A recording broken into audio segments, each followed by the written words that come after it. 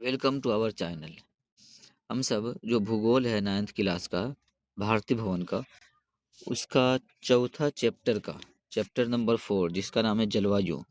इसमें हम सब लघु उत्तरीय प्रश्न कंप्लीट कर चुके थे। आज हम इसका दीर्घ उत्तरीय प्रश्न को कंप्लीट करेंगे और इसके बाद फिर नेक्स्ट चैप्टर का क्वेश्चन आंसर करेंगे। तो चलिए हम सब इसका दीर्घ उत्तरीय जो क्वेश्चन आंसर है उसको स्टार्ट करते हैं करना।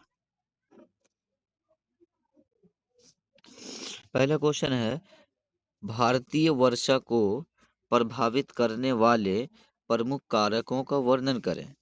तो इसका आंसर है कि भारतीय वर्षा मुख्यतः मानसून पर निर्भर करती है। इसे प्रभावित करने वाले प्रमुख कारक जो है वो निम्नलिखित है। पहला में अक्षांशीय स्थिति। अक्षांशीय स्थिति में बात करें तो कह रहा है कि भारत जो है उष्णकटिबंध में स्थित है, जिससे यहाँ अधिक तापमान और निम्न दाब बनता है।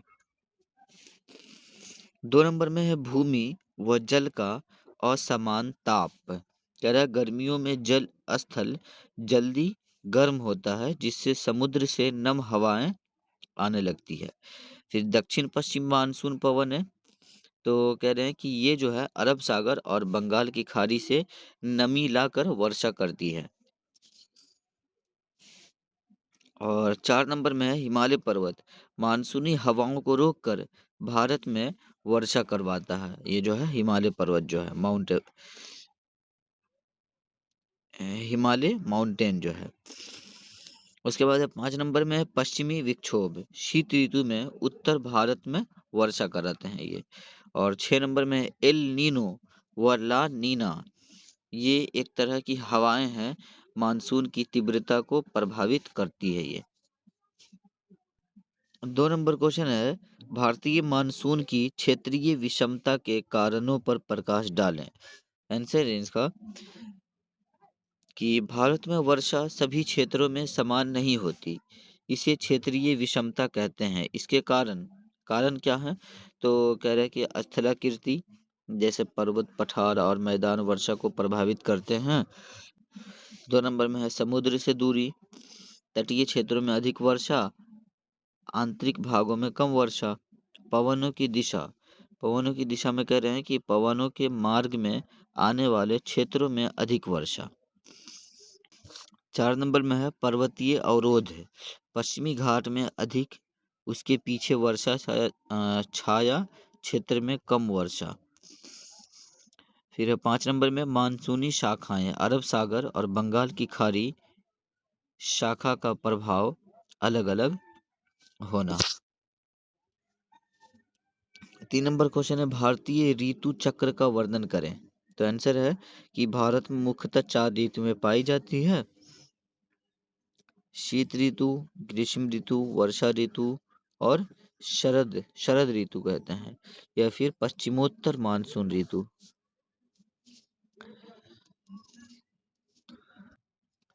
4 नंबर क्वेश्चन है कि भारत में दक्षिण पश्चिम मानसून 2 शाखाओं में क्यों बढ़ जाता है, दोनों का विवरण दें।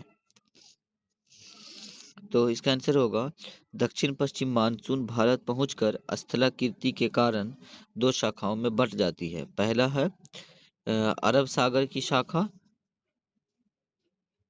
जिसमें कह रहे हैं कि पश्चिमी घाट से टकराकर केरल, कर्नाटक, महाराष्ट्र में भारी वर्षा होती है। दूसरा बंगाल की खाड़ी की जो है शाखा है।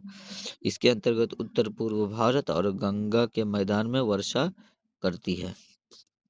5 नंबर क्वेश्चन है कि भारत की शीत ऋतु में मौसम की सामान्य दशा कैसी रहती है। आंसर है शीत ऋतु में तापमान कम रहता है, उत्तरी भारत में ठंड अधिक होती है, हवाएं उत्तर से पूर्व की ओर चलती है, उत्तर पूर्व से चलती है, और लास्ट में है पश्चिमी विक्षोभ से हल्की वर्षा होती है। 6 नंबर क्वेश्चन है, भारत के कौन कौन से क्षेत्र सूखा से प्रभावित हैं और क्यों। तो आंसर है इसका सूखा प्रभावित क्षेत्र की अगर हम बात करें तो इसके अंतर्गत आता है राजस्थान, गुजरात, दक्कन पठार, लेह लद्दाख की जो राजधानी है। कारण क्या है इसका? तो कारण है कम वर्षा, वर्षा छाया क्षेत्र, मानसून की अनियमितता, उसके बाद है उच्च तापमान। 7 नंबर क्वेश्चन है, मानसून का पीछे हटना क्या है?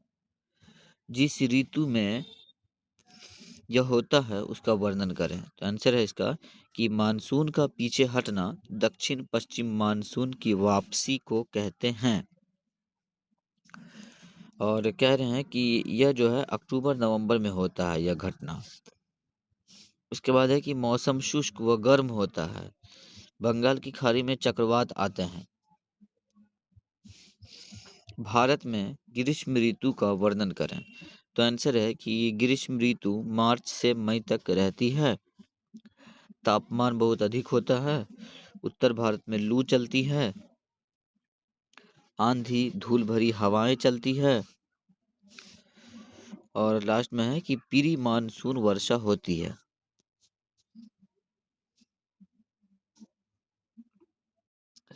नौ नंबर क्वेश्चन है कि मानसून भारत में एकता स्थापित करता है कैसे? आंसर है मानसून पूरे भारत में एक समान जलवायु चक्र बनाता है। कृषि मानसून पर निर्भर है। त्योहार व जीवन शैली मानसून से जुड़ी हुई है। उसके बाद कह रहे हैं कि आर्थिक गतिविधियां जो है इनसे प्रभावित होती है। इससे भारत में जलवायु एकता बनती है। 10 नंबर क्वेश्चन और ये लास्ट क्वेश्चन है दीर्घ उत्तरीय का कि भारत के जलवायु का यहाँ के जनजीवन पर क्या प्रभाव पड़ता है? तो इसका आंसर है कि जो कृषि है वो मानसून पर आधारित है। भोजन वस्त्र और आवास पर इसका प्रभाव पड़ता है।